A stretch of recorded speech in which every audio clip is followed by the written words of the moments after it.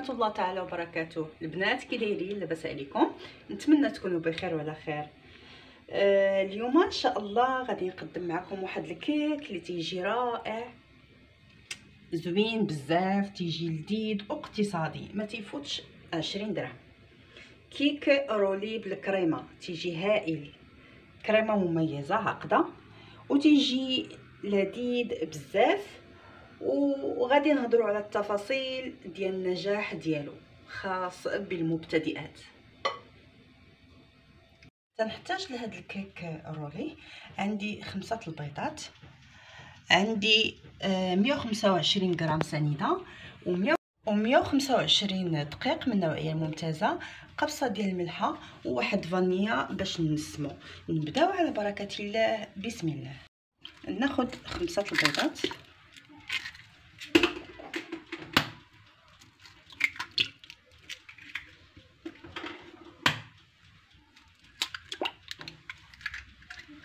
انا غادي ندير العجانه ونخدم بالفوي.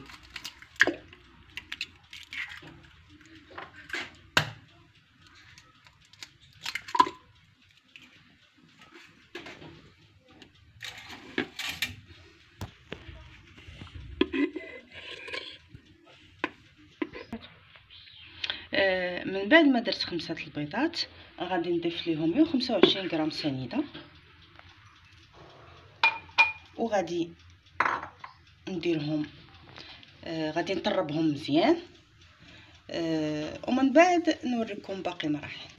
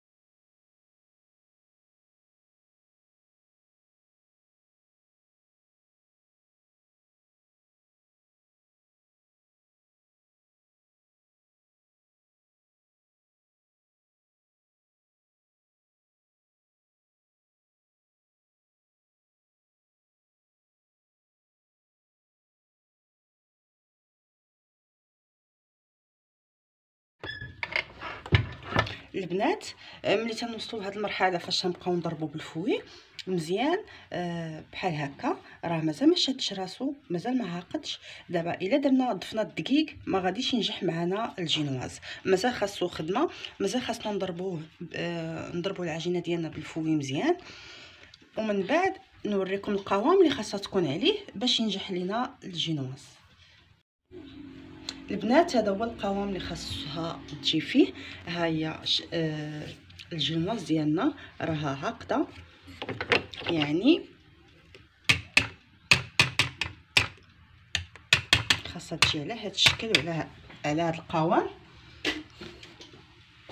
دابا ممكن نضيف الدقيق،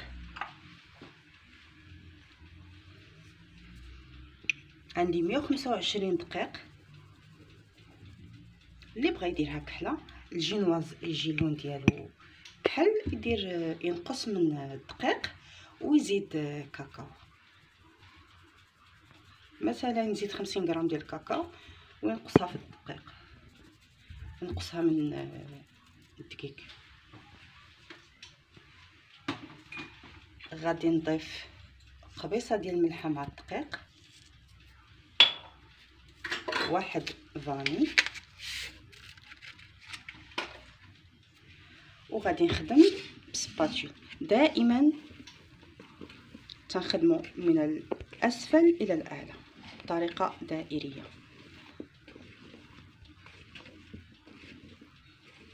بحال هكا. ما خاصناش نخليو الدقيق يكون لتحت، يبقى لتحت. خليت الجينواز، خليت البيض مع سنيده، خليته في العجانه تيدور بالفوي، خليته 15 دقيقه حتى 20 دقيقه. ها هو الدقيق كاين لتحت، خاصني نطلعو الفوق بهذه الطريقه دائريه. دائما من الاسفل للاعلى، خاصنا نخدموه مزيان، ما خاصناش نخليو الدقيق لتحت.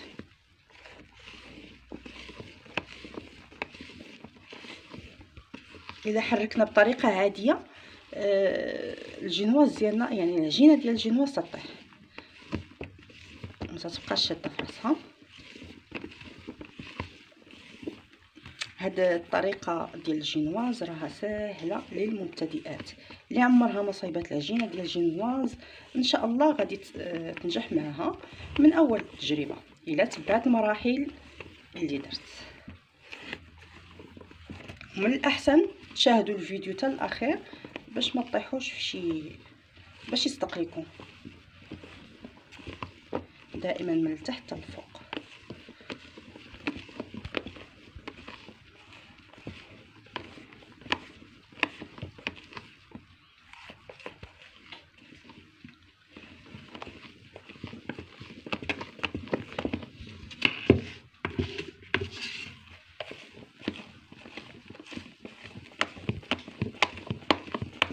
هاد الطريقه ديال الجينواز ناجحه ان شاء الله، غتنجح معكم 100%. راه ساهله بزاف، والخماره ما تنديروهاش في الجينواز كاع نهائيا، ما احتاجوش نديرو خماره ديال الحلوى.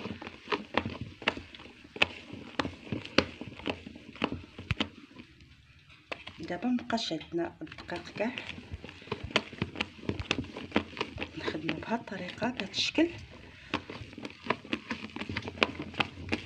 باش ما تبقى عندنا حتى شي كواره ديال الدقيق.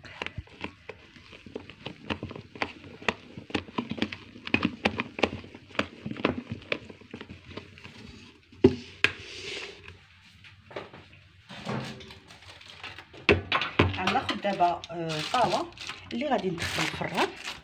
انا درت لها في الجناب زبده باش تبقى شاده ليا البيترفيليزي هكا، وغادي ندير شويه ديال الزبده، واخا ما ديروهاش ما غاديش يلصق لكم، ما غاديش تلصق لكم. غندير شويه ماشي بزاف،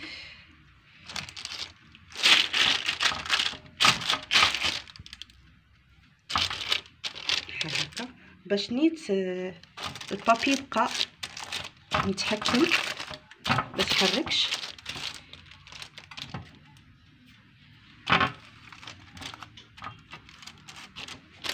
صافي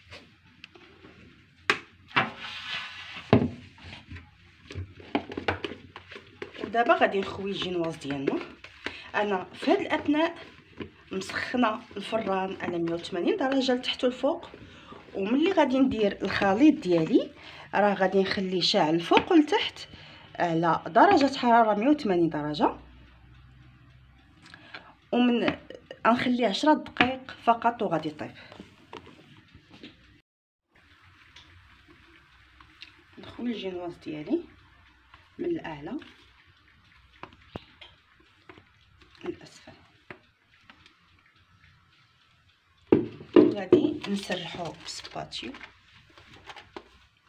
بهذه الطريقه.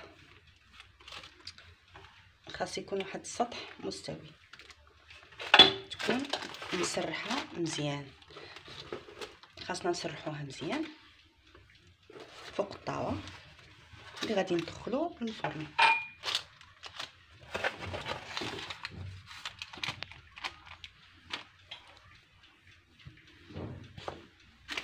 غادي ندخلها للفران على 180 درجه، وغادي نخليها، غادي نضرب بها بحال هكا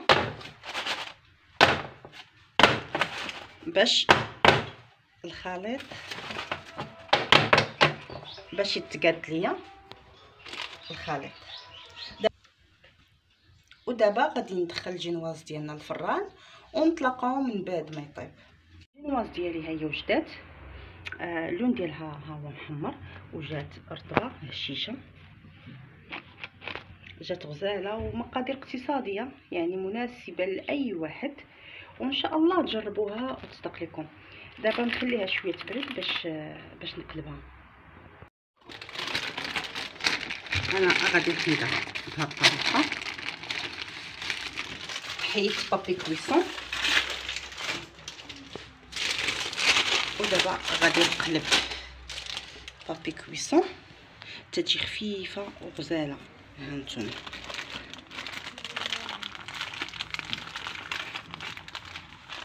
وغادي نرولي بكل سهوله صافي. وغادي نخليها هنايا باش ندوزو المرحله المواليه. غادي ناخذ شكلاط اللي ذوبته، شكلاط كحل من نوعيه ممتازه اللي ذوبته في باماري، وغادي نديرو بحال هكا بهاد الطريقه باش ندير به الديكوراسيون.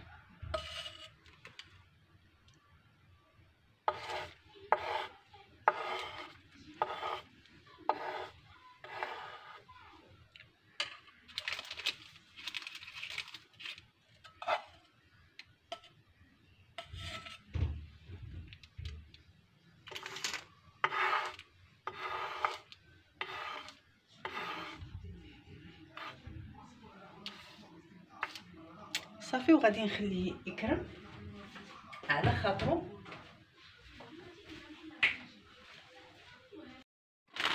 ناخذ الجينواز ديالي تيجي خفيف ومقطن ورطب بزاف. غادي نسقيه، درت كاس ديال الماء وكاس ديال سنيده وحامضه وخليته يطيب 15 دقيقه. خليته فوق البوطه 15 دقيقه. خاصني نسق الجينواز، خاصني نسقيه مزيان وما خاصنيش نفزكو بزاف باش ما يتقطعش ليا، وفي نفس الوقت ما خاصنيش نسقيه ندير ليه سقوه قليله، بين وبين. الجينواز راه بارد والسيرو باش تنسقيه يلا درتو يعني سخون.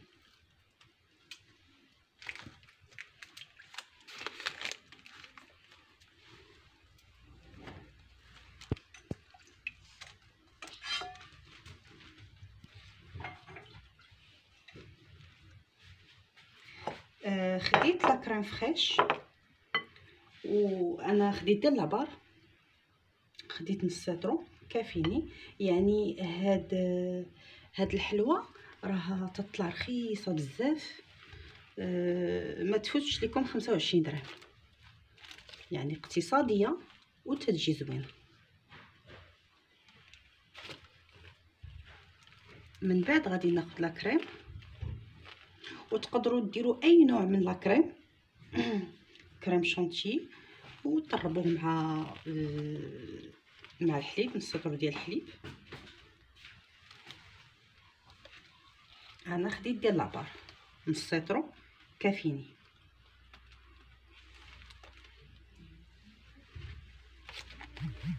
نديرو مزيان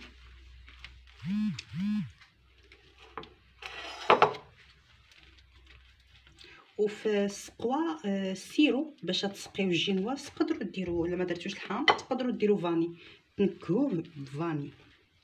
حتى فاني تيجي مزيان، تيجي زوين بزاف.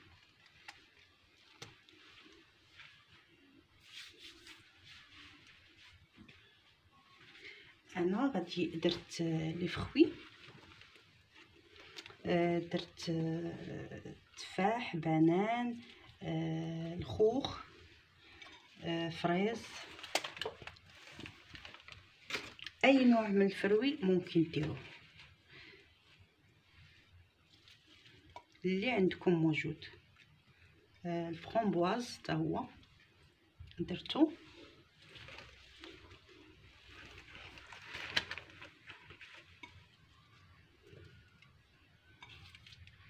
هاد الرولي تيجي غزال، تيجي زوين بزاف وتيعجب الاطفال.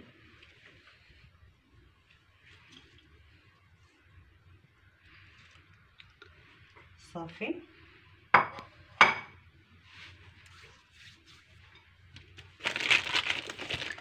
والرولي بهاد الطريقه.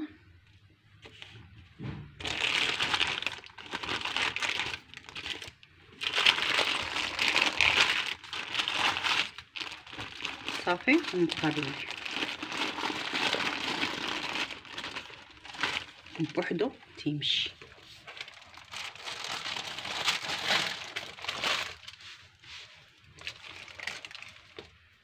حنت درت بابي كبير.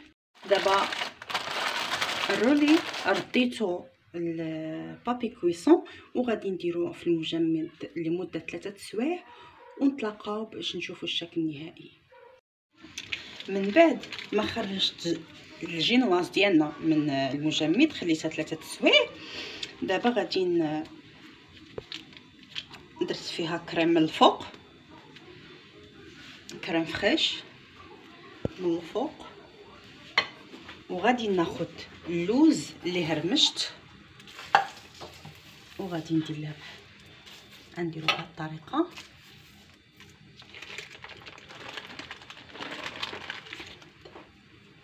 وغادي الرولي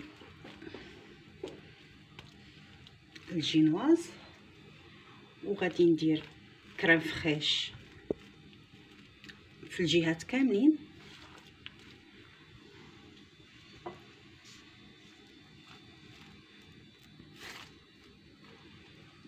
ما نخلي حتى بلاصه حتى من الجناب.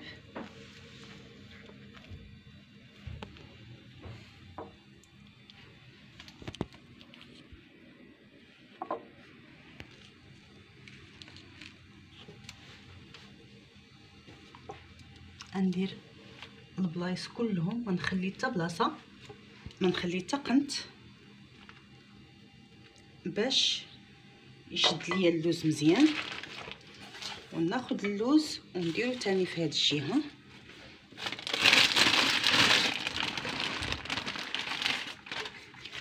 ونحاول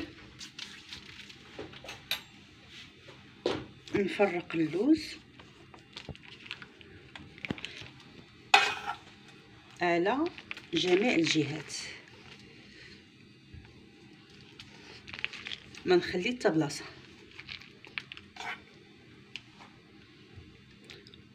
انا دابا هاد الجناب نديرهم بيدي وغادي نقلب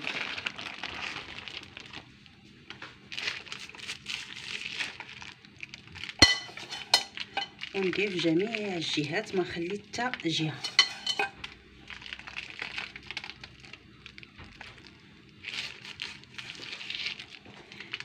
واخا اللي تيطيح لينا في بابي كويسون نرجعوه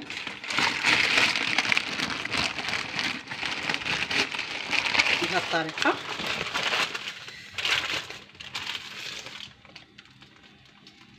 نحاولوا نثبتوا اللوز فوق منه. صافي غادي نبقى غادا بهذه الطريقه تنكمل. من بعد درت الرولاد في الطبسيل ديال التقديم، وغادي ناخذ كريم فريش ودرتها في البوش وغادي نزوق بهذه الطريقه من الفوق.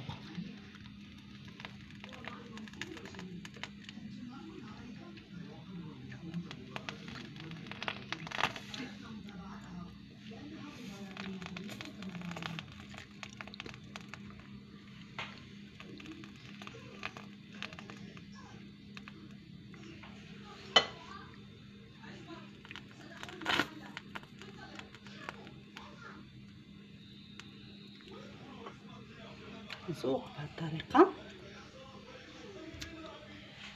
نزيد شويه في هذه.